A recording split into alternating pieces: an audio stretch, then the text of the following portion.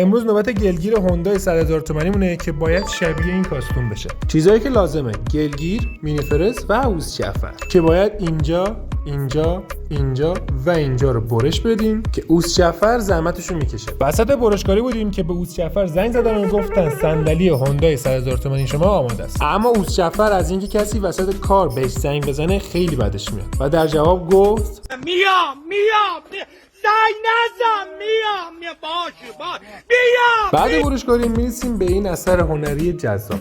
البته اثر هنری مناطق صعب العبور. باید خمکاری بشه که بتونه خطر عقب رو درست حسابی نگه داره. اگرم میخوای چنین گلگیر خفنی رو درست کنی، ویدیوی کاملش رو توی یوتیوب هم گذاشتم که میتونه راهنماییت کنه. بعد از خمکاری باید جوشکاری بشه. بعد از جوشکاری اوزجعفر رنگ و کیلو رو برداشت و یه حالی به گلگیر داد. و حالا ما یه گلگیر خفن دستساز داریم. قسمت بعدی هم نوبت زین موتوره که باید شبیه این کاستوم بشه. و بعد از اینکه موتور به این کاستوم خفن تبدیل شد، قراره یه قرعه کشی بین فالوورا بذاریم و اونو به قیمت 100,000 تومان بفروشمش به یکی از شما. پس لایک و فالو یادت نره که شانس برنده شدنش رو داشته باشی.